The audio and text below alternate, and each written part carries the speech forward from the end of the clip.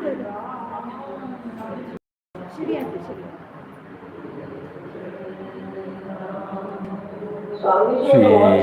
Ram, Jai Ram, Jai Jai Ram.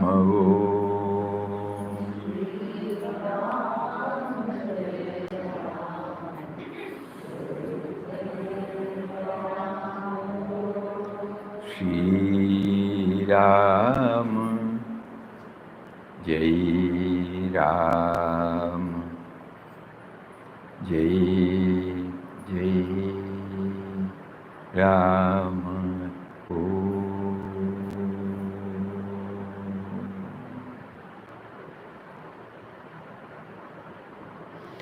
Om Shri Ram, Jai Ram, Jai Jai Ram.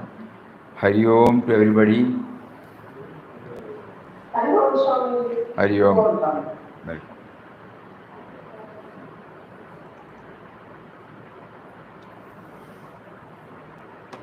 For the past few days, we were prompted to take up Srimad Bhagavad Gita,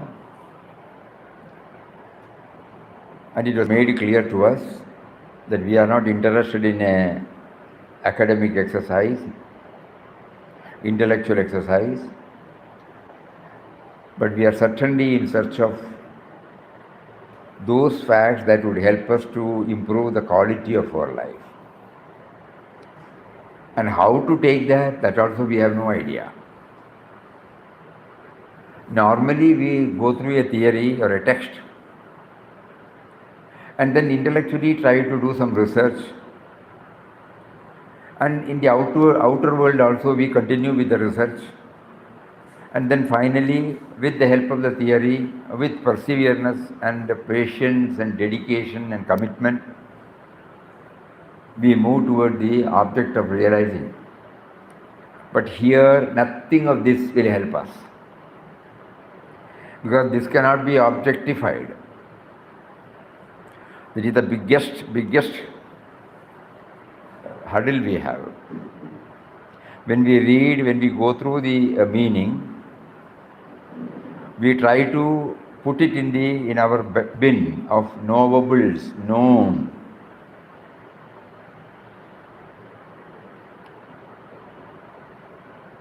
Again, it is separated from the very subject. So this is the real struggle.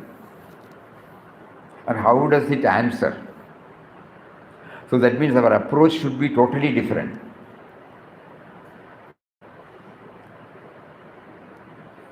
That is what we feel. It need not be right or wrong.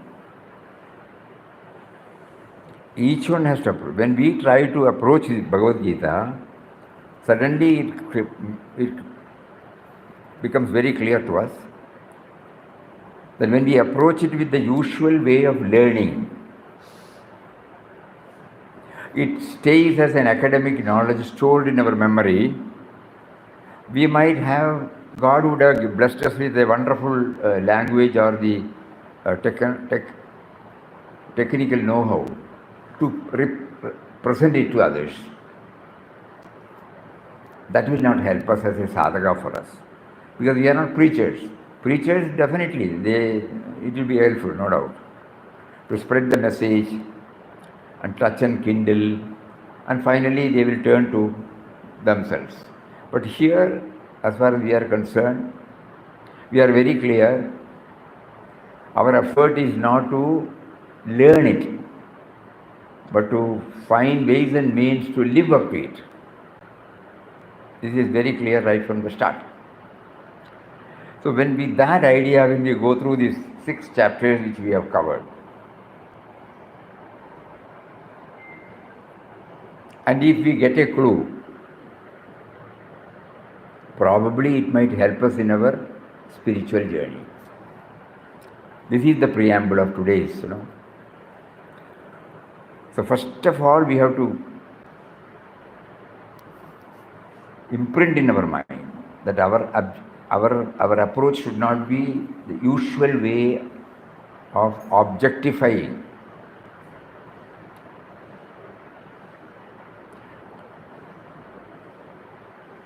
We go through the different commentaries, that's what we did.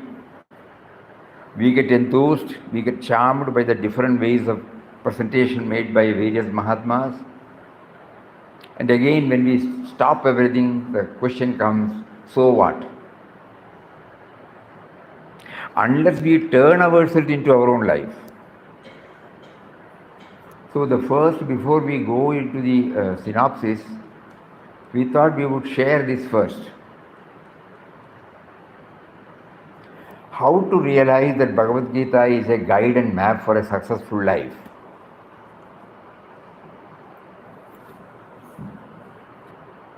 When we go through Bhagavad Gita, not in a piecemeal but in totality, as well as bringing our life to so far lived in retrospect, that could make us understand the areas for improvement.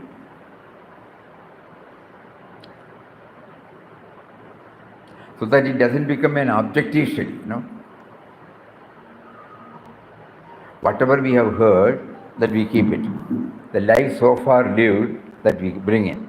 And then see that. For example, every now and then when we go through the key points in Bhagavad Gita, it enables to observe the inner conflict welling up in our mind due to attachment.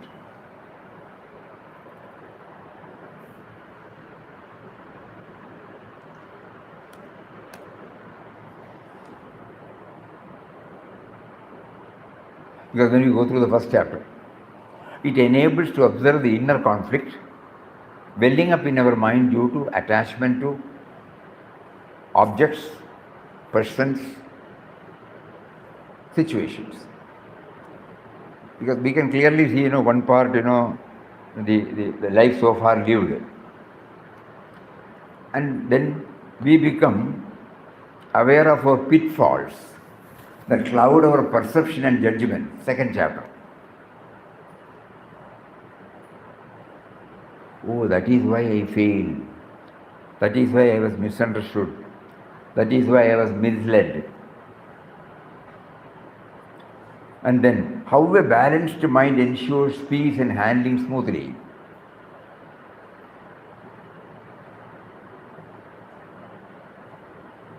Again, we are not a theory. Our life, immediately, it will bring such other persons who are having the balanced approach.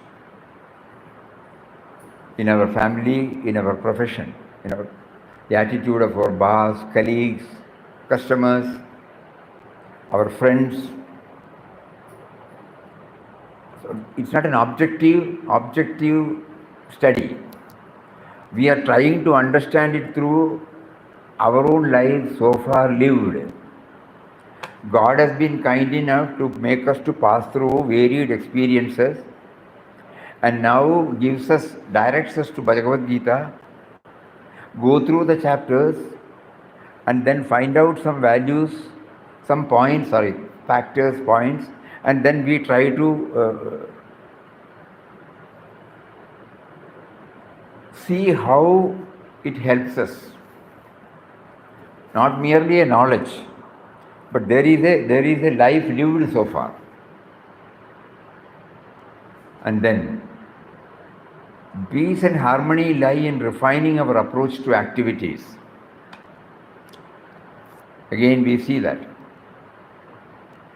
Whenever we do it perfectly, with love, with dedication, with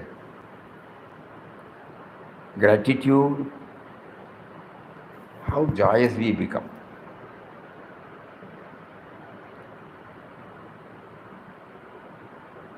Many a times we struggle, we have fixed up a target, but everything it went, but finally, an unknown factor denies it. That unknown factor, becoming aware of the unknown factor, God. And we accept that it has a say, finally, in all matters.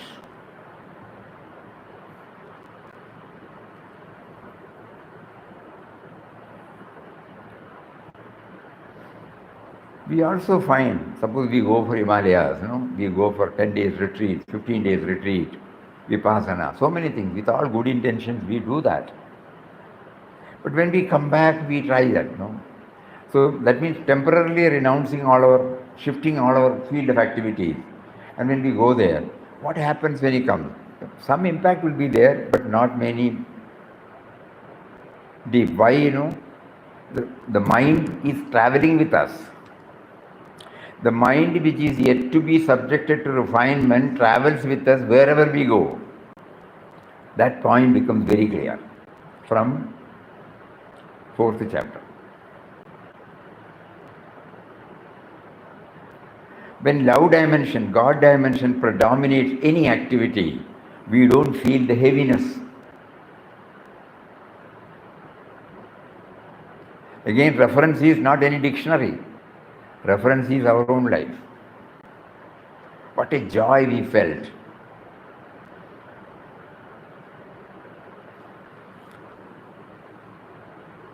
Every time we find wherever we have imposed certain restrictions on us, whether to appear for the exam, whether the boss has given a target to finish,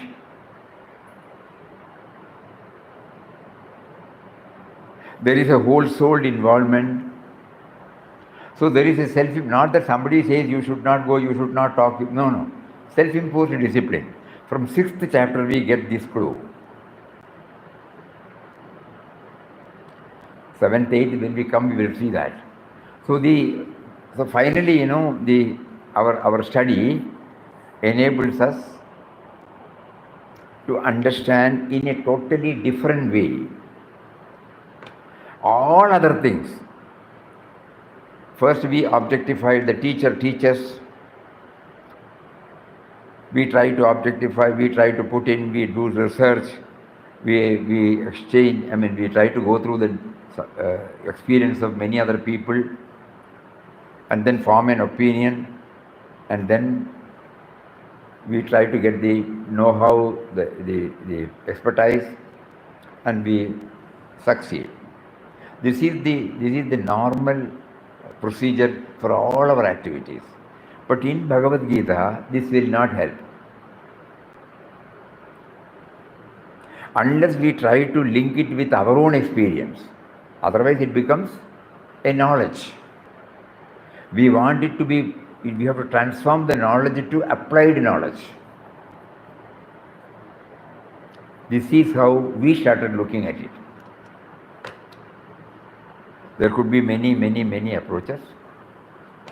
So in short, we read every chapter, we try to pick out essentials or vital points or key points. We look at our life so far lived, we try to tally, then come to our own conclusions. So that there will be a commitment on our part to try to live up to those. Because you are not referring to somebody's, your own. Is this clear? Because it is subjective, no? So far life lived, we slowly realize God has made us to go through such experiences. At that time we were putting the label as good, bad, success, failure. But now, at this point of time, when we parade those things before our mind, we find, after going through Bhagavad Gita, after assimilating the theme there, we find, oh, it is due to that, this, it is due to that, this, like that. So that means we are linking with our own life, not that subjective, not with anything other than us.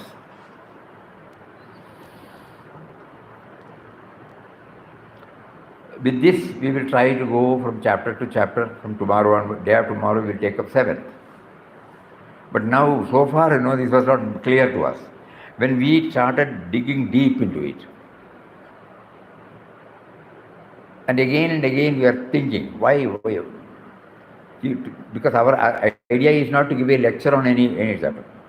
How far we were able to enter into Gita, or how far we were able to facilitate Gita to enter into me. This should be very clear. Enter into me, not at the intellectual level. Deep down. So this is the preamble, and now we will have a quick recap of the entire 6 chapters.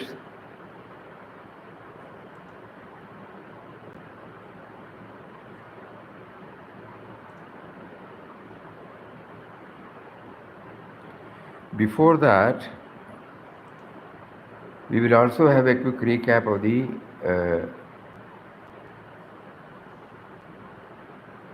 why do we go through the introductory part? Everything should be subjective, Why should we go through the introductory part? We spend a lot of time in organizing it, and we are now looking at it. Why? Because that was the foundation we are laying for motivating us, not motivating others, motivating us to go deep. When Papa says it is a mosaic,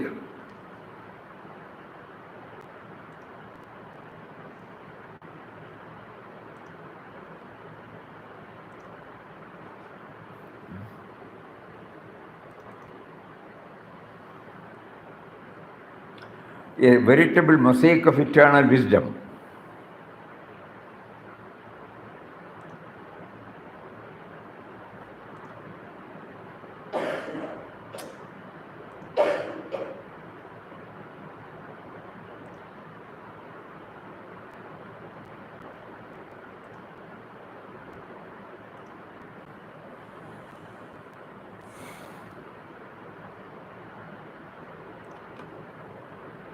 These words gives us the push. Srimad Bhagavad Gita has a veritable mosaic of eternal wisdom. The sacred scripture provides insights into every aspect of human life, addressing both spiritual and physical dimension with profound clarity. The timeless relevance lies in the fact that it leaves no question unanswered.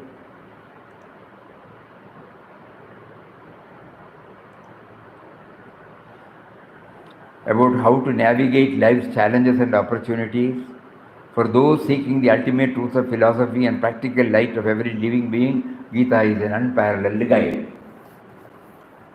This is how the theme is introduced to us, not for anybody else. We are introducing the theme to us. The central message of the great work is unity and harmony between souls. Ekanath Ishwaran explains it's a map and a guidebook. So now we will ask, how does it serve as a map? How does it serve as a guidebook? So this introduction is necessary for us to go deeper into it. It gives, silently it pushes into the theme. Like a seasoned guide, it lays out the terrain, highlights various paths to submit, warns of potential pitfalls, provides practical advice. And then Papa again says, the final, whatever it may be, you do all these things. But finally you should see you are emerging with what? Spontaneity of life born of egoless purity and innocence. This is my target. Free from, perfect freedom from divine action, perfect freedom from all bindings, and divine ecstasy that emerges when one surrenders the ego. So these are the 3 things Papa highlighted. Spontaneity of life born of egoless purity and innocence,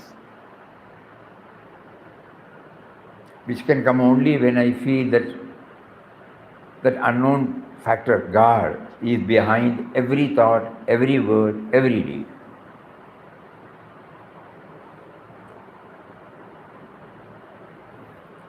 And then Gita's message, it has stood the test of time 5,000, 6,000 years ago. But even when we look at it, when we tally with our own life, it is relevant. So it is not confined to one culture, one time, in this wisdom, every age, every being. So that gives us. Then approach to Bhagavad Gita. If we take it again to make it subjective, not an objective topic for our research, we try to feel Bhagavad Gita points out the Mahabharata war within me.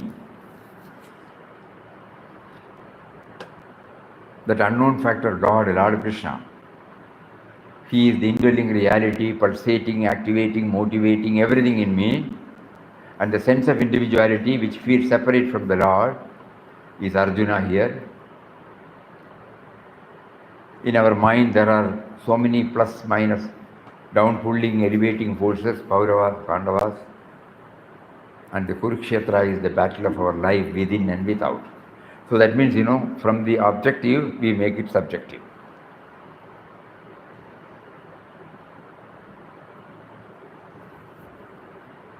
And the next one, origin of the essence.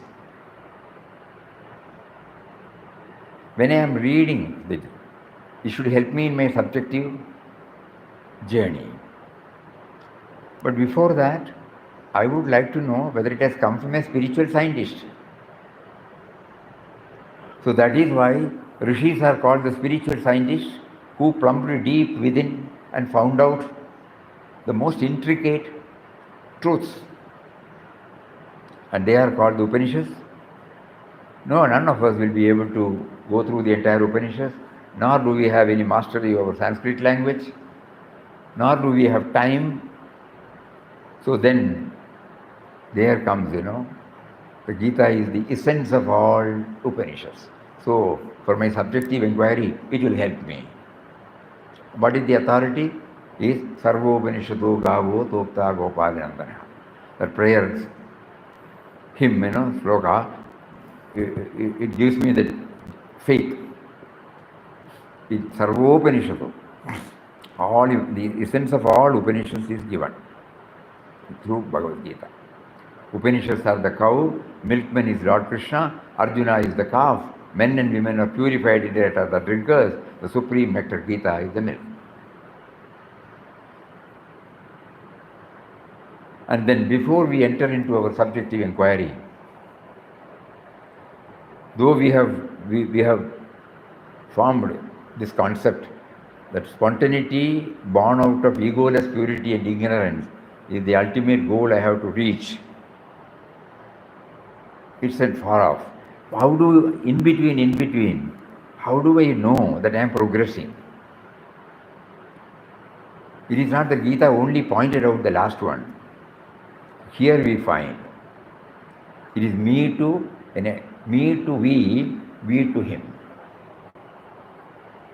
From self-assertion born out of sense of individuality to surrender to the power activating the sense of individuality. That means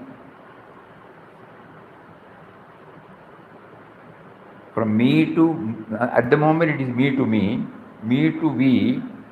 and we to him.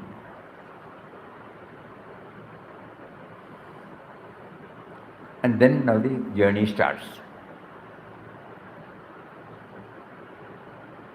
First, overall, a bird's eye view means 18 chapters, 700 slokas.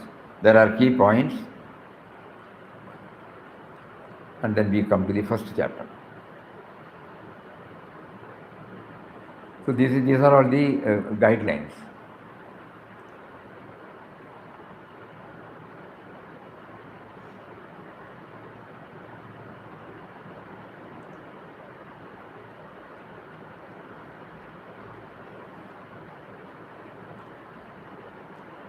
Now we will go to the summary.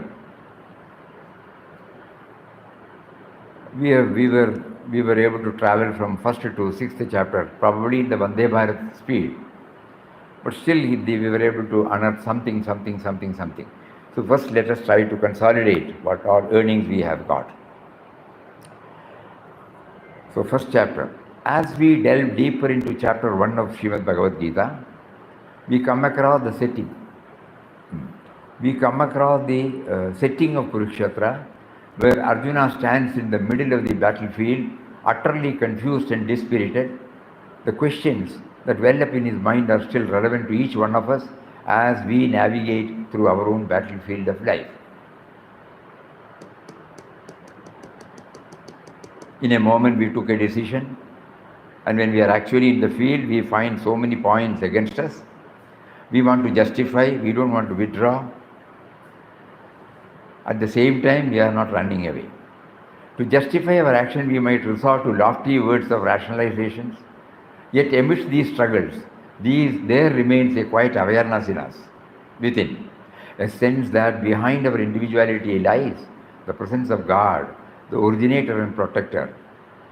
In these fleeting yet profound moments of recognition, that we instinctively turn to Him, seeking advice and solace. Arjuna sat, he did not run away.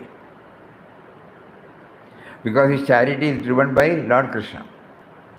He has faith in Lord Krishna. He has love and respect for Lord Krishna. That is when we get connected. This reflection brings to the mind the words of Vinobaji. Arjuna's condition helps us greatly in understanding the rest of the Gita. It reveals Arjuna's straightforwardness and honesty. The word Arjuna, in fact, means one who is honest and straightforward in nature. He candidly told Krishna all that he felt and thought, hid nothing from him, and ultimately surrendered to him totally. In fact, he was already his devotee. When he made Krishna his charioteer and entrusted to him the reins of his horses, he had got ready to give into his hands the reins of his mind also. Let us do likewise. Let us not think that unlike Arjuna, we do not have Krishna to guide us. Let us not get caught in the fallacy that Krishna was a historical person. Everybody has Krishna, residing in his heart as the indwelling self. He is nearer to us than the nearest. Let us bear our heart with all its impurities and weaknesses and say, O Lord, I take refuge in you. You are my sole guide, my master. Show me the right path. I shall follow it. If we do so, Arjuna's charioteer will be our charioteer too. We shall hear the Gita from his own lips. He will lead us to victory. These words remind us that Krishna is not confined to history, but lives within each of us, ready to guide when we open our hearts to him. Arjuna's transformation in chapter 1 of Bhagavad Gita is an insightful reflection of how one can learn and grow through challenging experiences with the proper guidance and support. The Lord is our sole guide and guardian, and resolving our conflicts and managing our challenges require a deep, constant dialogue with him. This is another aspect. It is not that once you go and no, it's a constant, deep dialogue with him. He is subjecting us to go through varied experiences. Each experience touches and kindles different types of reactions in us. So we need his constant guidance. So throughout this 18th chapter we find it is not a soliloquy, it is not a one-way traffic. Arjuna talks, he answers. Arjuna talks, he answers.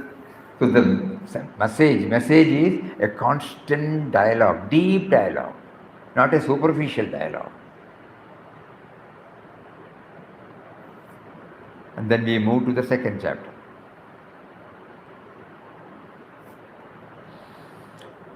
In this chapter, Lord reveals that the secret to performing an action without getting entangled in its reaction is to renounce the idea of doership. Our sense of individuality is the root cause of the deep-seated idea of doership.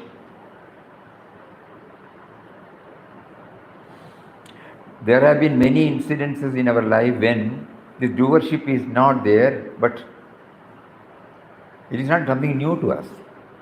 Probably we may not be conscious of it.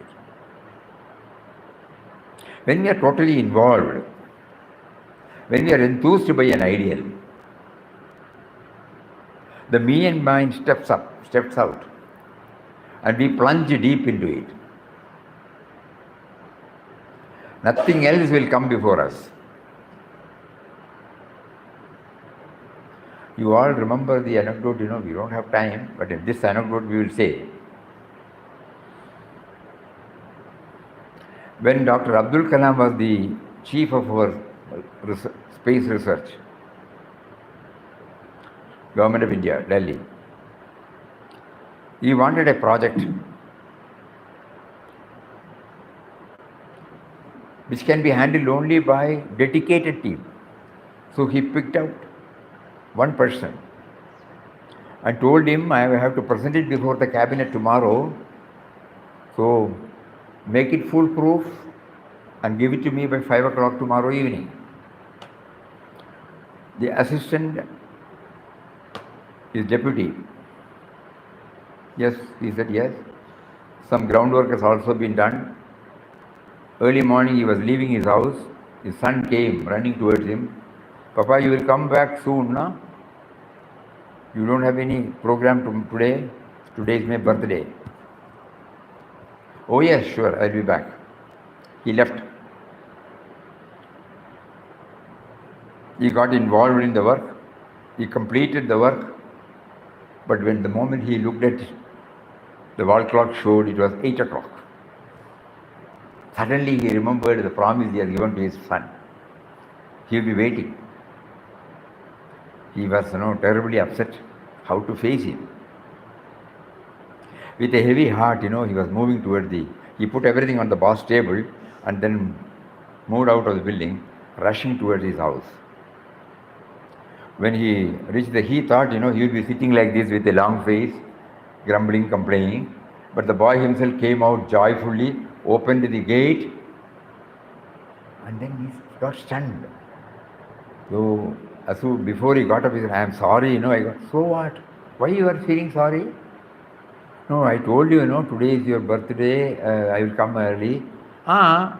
Your boss came at 5 o'clock, took me out, bought me presentations, gifts, left me here, and then just left. He told me you are involved in some work. See? We normally share such incidents with children. We have interactive sessions with children. Not philosophy, actually anecdotes. So now when we look back, why did God make us to know about this particular incident? It is not only about the broad-mindedness and the conscientiousness of, or what you call the sensitivity towards others of Dr. Abdul Kalam. They are all the aspects. But when you get plunged into it, you forget about the me and mine. So now Gita is showing us, you go to this is what, we go to our life, so far lived, where either we have seen or we have witnessed, and then draw the inspiration. So every problem arises from the sense of individuality which is rooted in the body, mind, intellect. We tend to respond to events and people from this limited perspective. To free ourselves from the perceived problems and obstacles that stem from the mindset, we must first recognize the ephemeral nature of the body and the fluctuating tendencies of the mind. All subjective, we are watching ourselves. What were our preferences and priorities in our different stages of our life? How we are shifting. So nothing is eternal, ephemeral, temporary events. This understanding can be cultivated by reflecting on our own life experiences, how our preferences, priorities, even the stages of our physical body have continuously evolved. Through this introspection, we come to realize that every action undertaken by a human being is driven by the mind. When the mind is restless, distorted, or directionless, it can lead to chaos and missteps. The key, therefore, lies in calming the mind and adopting a broader perspective, viewing life from a higher, more enlightened vantage point. Achieving this requires cultivating qualities of a person of steady wisdom, one who remains composed and balanced amidst life's ups and downs. Chitta Pratya. Nobody can arrogate himself to be a self-made man, because everybody is self-made, capital S. The first self-made was small s. The second S is capital S. In other words, we are all part of the whole. Thus, each and every action that we undertake has to be according to his wish and will. Then we move to the third chapter, Karma Yoga. Action is fundamental to life. The quality of action is determined by the attitude behind it, the motivation backing it, and not by the action per se. Everyone is continuously engaged in action, whether at home, in the workplace, or with friends, and these actions bring us a variety of experiences. While some may provide fleeting moments of joy, they often fade, leaving behind feelings of sorrow and dissatisfaction. Yet, action is an inevitable part of life. It is essential to recognize that we have the power to transform our actions into something purposeful, something uplifting. By aligning our daily activities with noble and higher ideals, we can embark on a path of self-improvement and inner evolution.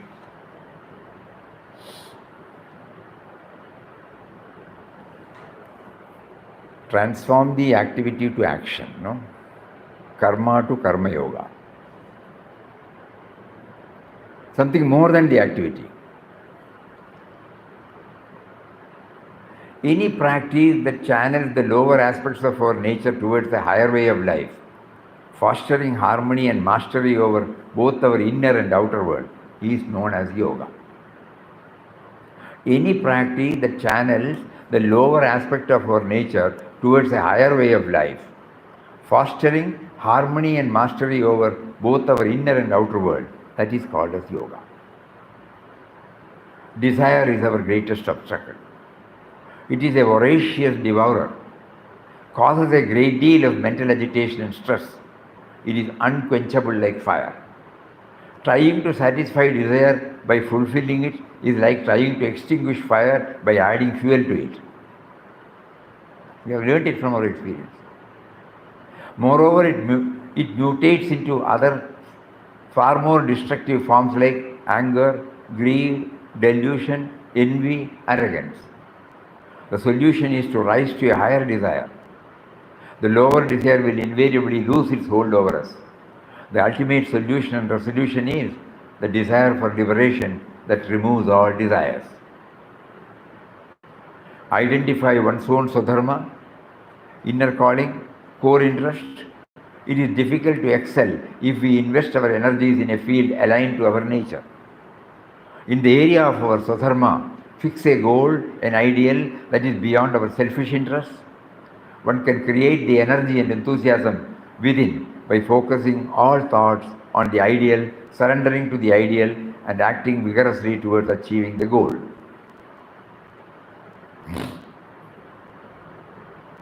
Fourth chapter, Jnana Karma Sannyasa Yoga. Through an earlier training in Karma Yoga, when an individual has integrated his mind and intellect, and he becomes fit for the absorption and assimilation of the great truth, through the process of contemplation and meditation, therefore there is a strong recommendation of the path of knowledge here in this chapter, and not merely action. No? Path of knowledge. Karma is wedded to jnana. Purification through spiritual knowledge. Spiritual knowledge is the ultimate purifier. It is through nivritti, mind turning inward, unlike pravritti, mind turning outward. Through nivritti, actions are transformed from a material to a spiritual nature, leading to a spiritualized action. Outwardly, it will be a material focused action, but spiritual.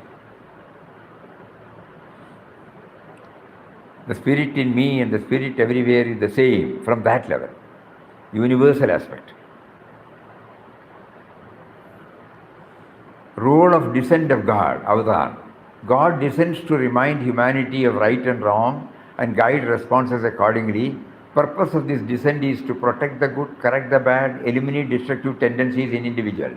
The elimination is metaphorically compared to removing irredeemable items from a wardrobe to make space for new, better ones. So everything is varied. The inspiring life of Lord Krishna, Lord Rama, no? Like that, all Devis, Devas. Each one conveys to us something. We are not taking them as separate. They descended into a human being in the form of scriptures, Puranas. And then they convey to us the areas of improvement in our mind. Transformation through spontaneous action. When actions are performed spontaneously, naturally without vested interest, spontaneously means not impulsively, without vested interest, they become inaction. In this state, the sense of personal agency, doership is absent, signifying a higher spiritual realization. Action does not bind us, wrong action does. Right action is one that is consecrated to a higher ideal. It liberates us. Right action emerges from the real knowledge, not mere whims and fancies of the mind. Divinizing our entire life is the path of right action.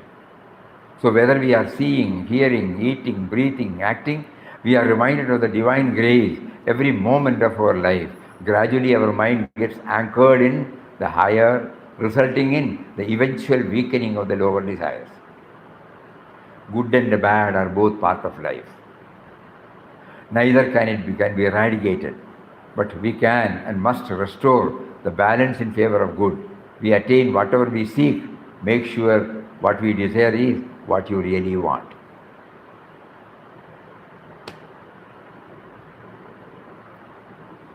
Then we come to chapter number 5, Karma Sannyasa Yoga.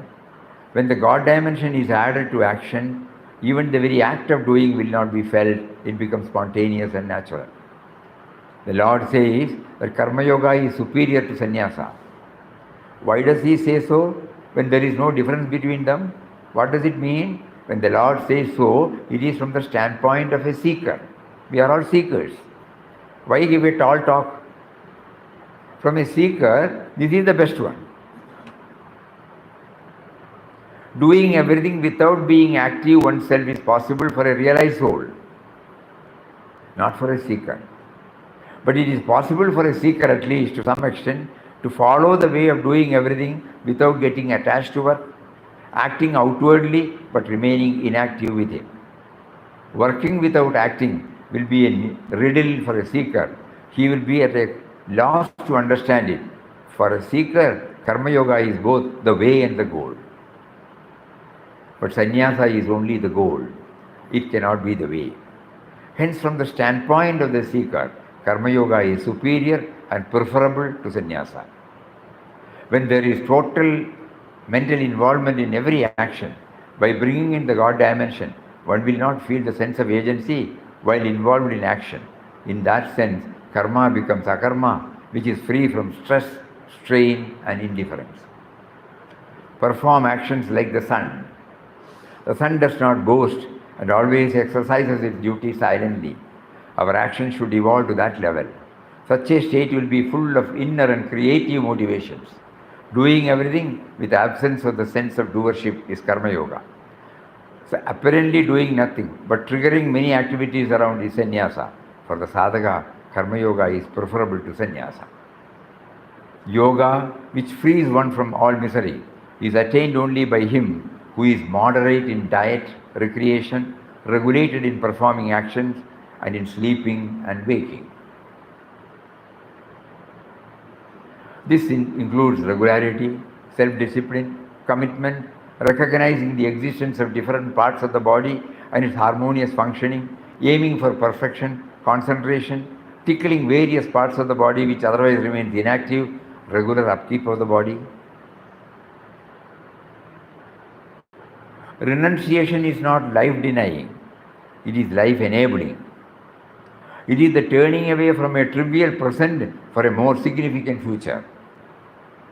Like a sportsperson who turns his back on every indulgence for all important trophy. Renunciation is not giving up action. Renunciation is not giving up the grain for the chaff. It is preventing the cluster of inconsequential things from interfering with the important aspects of life. It is intelligent waste disposal. Karma Yoga is living like a lotus leaf in water, unattached, unaffected. It is not running away from the world, rather it is divinizing every activity, converting every place we get into as a puja room, every meal as a prasad from the Lord, every worldly interaction as satsang. This is how the divinization takes place. Every place is a puja room. Every meal is a prasad from him. Every worldly interaction is a satsang. Then we come to the sixth. To transform karma into akarma, inward journey is a must. We should know how to make it effective. For the inward journey, along with detachment from outer actions and resorting to regular practices, the following three factors are essential: concentration of the mind, moderation in everything, equanimity. Should be self-imposed. While detachment might appear as withdrawal, the practice actually brings out creativity. This can be likened to removing weeds from the field, then sowing the seeds in the same field. Practice also includes constantly contemplating upon the good and the noble. Arjuna, like us, is afraid of leaving the safe confines of his present existence to discover the unknown realm of the infinite. He asks Krishna what the fate is of those who commit themselves to a spiritual life but die before realization.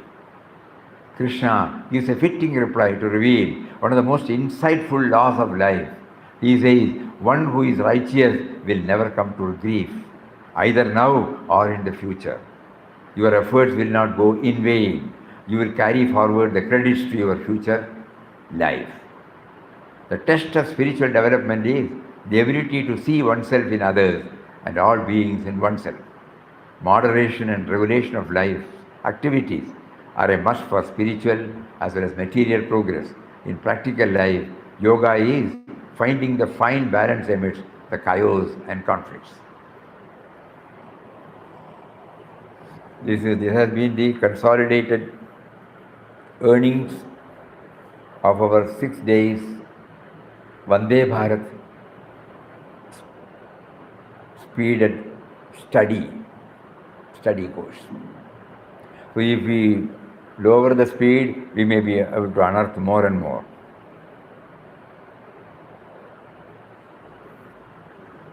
Responding to our request, many people have sent us. We need a lot of time because many have only given the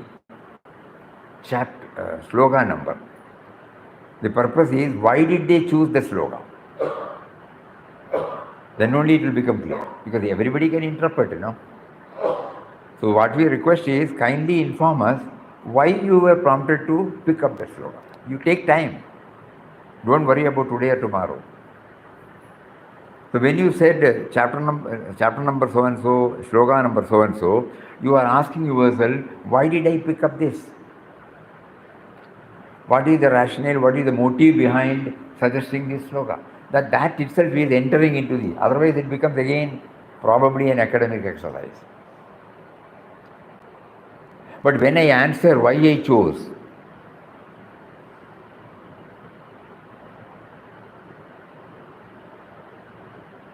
wherever there is efficiency in action, we find immense joy, Efficiency in action done by us or done by somebody. So the moment he says yoga karmasu kaushalam, that 48th stanza of chapter number 2, then we say why because I like it.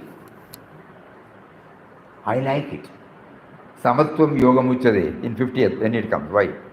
So then we find we have seen many people not losing their balance in our professional life, in our worldly life, in our family life, social life. When we trespass the limits of decency and decorum, how the other party kept quiet, and with a balanced equanimity, how he responded and how we changed. So like that, when we pick up the sloka, please ask yourself, why did you pick the sloka? One line, not elaborate. Just like we have summarized now, how to realize that Bhagavad Gita is a guide and map for successful life. Every now and then we go through the key points in Bhagavad Gita. Enables us to observe the inner conflict welling up in our mind due to attachment. We become aware of our pitfalls that cloud our perception and judgment. How a balanced mind ensures peace and handling smoothly. Peace and harmony lie in refining our approach to activities. We start realizing the unknown factor God has a say finally in all matters. Renouncing activity will not help if the mind is not refined. When God or love predominates in our actions, we do not feel the hardships. Self-imposed discipline do help us in hitting the goal. Like that, one line. Not elaborate discussion. Because that is the content, When we squeeze, what is the content? From the milk, when we travel to the ghee, From the coconut to the coconut oil in 7 or 8 coconuts can give you roughly half liter of oil. So the grass part is removed, the final one is given. We have to put it on a various processes, then only it will come. Similarly, we are trying to understand now Gita, one line. By asking the question, why? Why did I choose? Why did you prompt me to go to this particular sloka? It is His grace that we have been able to point out that particular sloka. Now, in order that we ourselves get reinforced and the person who is reading it also will get some clue, we try to go this one line answer. So we request those who have given and those who are yet to give, kindly go through these 6 chapters, go to the slokas you have suggested, and one line. In whatever language you are comfortable with, don't worry about the language. What is needed is that will give us this idea. And then before we close, what did you do? One line or elaborate? One line. 2 lines, 3 lines maximum. 3 lines maximum. 3 lines, okay. One attempt. What is it?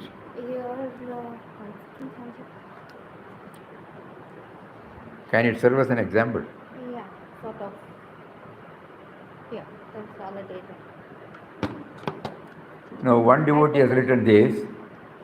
Here's a message here. This is written by Vivekananda. Vivekananda Sharma. We are not, don't tell about it, we are not. So the sons of Pandu and Dhritarashtra being the ruler then, should have equal love towards all, but his expression in the very first sloka shows me and mine, which we have to watch and should not allow it to show. Okay. Second one, the notion of me and mine is the abyss into which we have fallen, all problems in life arising. Okay.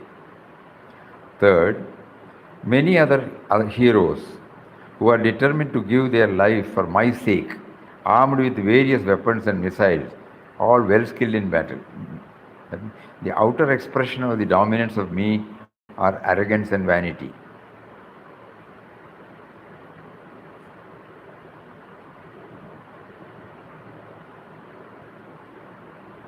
Not clear.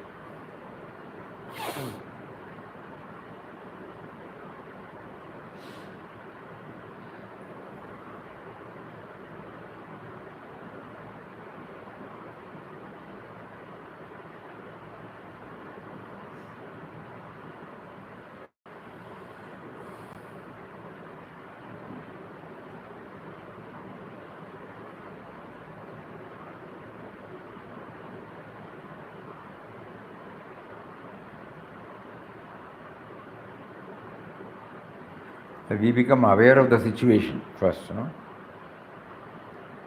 then stepping into the situation. Senayor Ubayor Madhye. Sometimes difficult to terms perform duties in the family where could be difficult relationship or conflict. Need to perform my duties irrespective of the situation. father-in-law and friends are in the armies. Then the son of Kunti, seeing all these kinsmen standing arrayed, spoke thus sorrowfully, filled with deep pity. Difficult life situation can cause tension and stress. Need to face all obstacles with more inner conviction and positive mindset.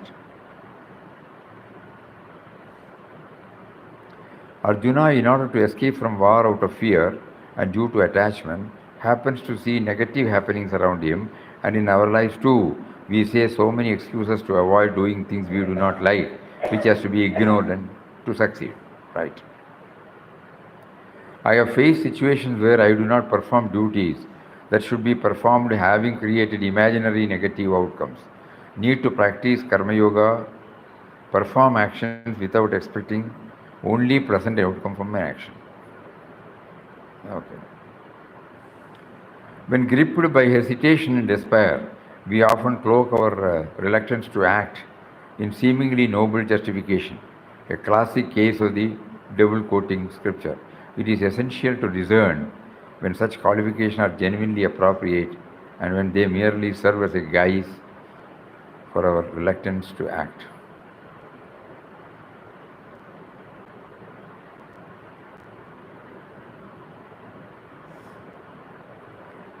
If the sons of Dhritarashtra, Arjuna, out of fear, is ready to get hit by the enemies and avoid a fight, we must understand that while attempting any new venture, fearlessly we must take steps while in Vyavaharic world. Justifying not performing duty that I should perform activities, face the consequence, beneficial or not.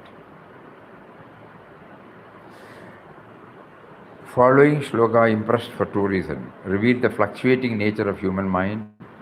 Though a warrior was thinking like a sannyasi, remind of students in school and college who want to quit studies and be in the ashram. Good.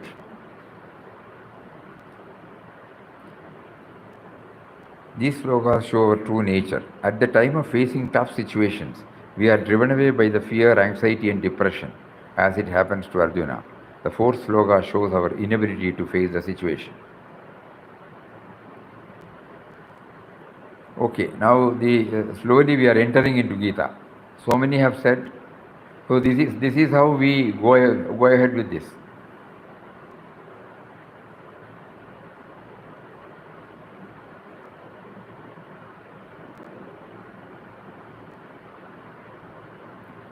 Chitra. So now we will try to pick and make it one line, leaving the chapter and sloka. Now first we go along with the chapter, along with the shloka, we take out and then we remove this and then take out in one line clue. That is the studying pattern here. And then so that we can easily remember, not big quotations. For that, this is necessary. First we go through the sloka, we try to see something welling up in our heart, we connect with it, and we give our own interpretation to it, and then now make it concise. One line. So during our next week, we will try to take out from this. So you please keep on giving us. Don't worry about the time. Keep on giving us. Every attempt by everybody will be a push, not only to that individual, but also for our collective effort. Some new points have come now. So these new points will also add. Because when we reach the 12th chapter, that is the second sixth, when we do the recap like this, by that time we will have got more points, and the only request is kindly go back to your own life. Parade before your own life so far lived, as much as you can remember. Either you have experienced or you have witnessed, so that it is integrated and it will be helpful for you. And when you are talking for your own experience, it will help us also.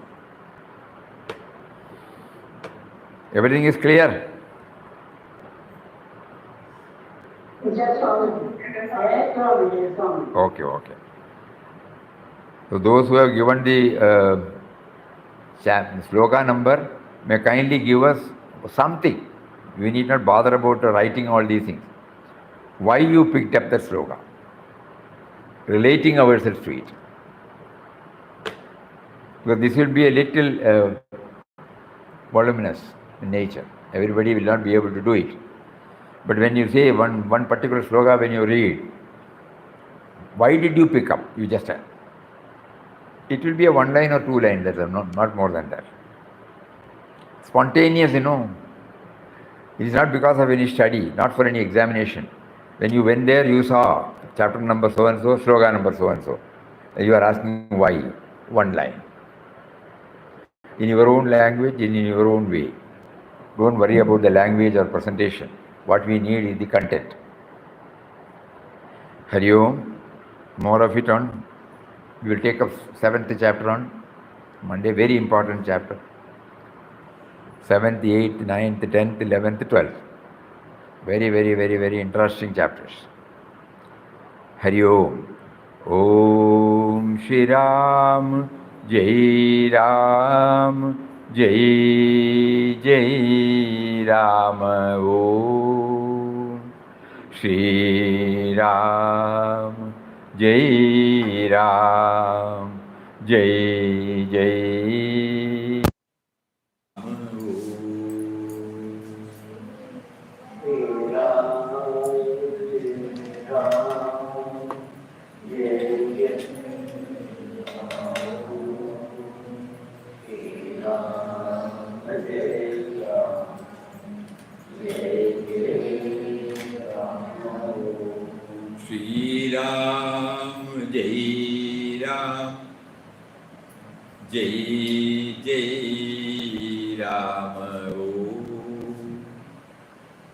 Shri Ram, Jai Ram, Jai Ram.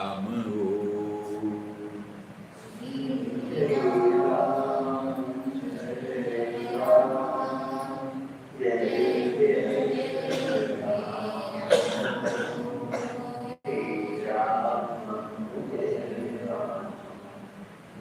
Shri Ram, Jai Ram, Jai Ram. Shri Ram, Jai Ram, Jai Ram.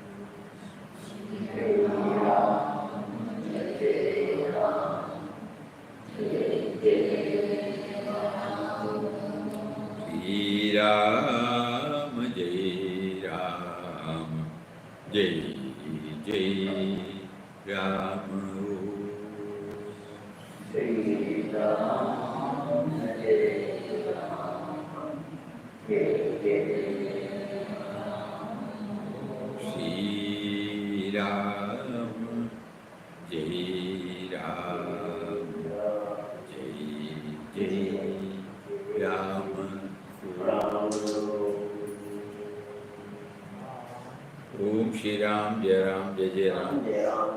Hari Om. Pranam. Pranam to everybody. Om Shri Ram, Jai Ram. Hari Om.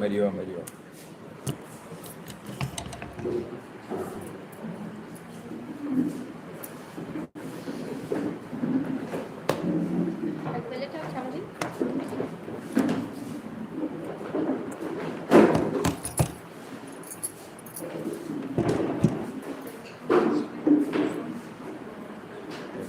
Yes, I'll put a tape. I'll put a tape.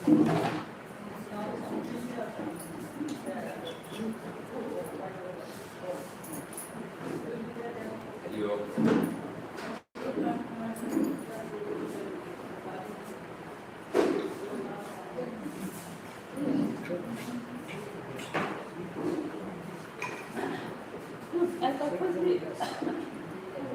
Yeah, I was purposely putting.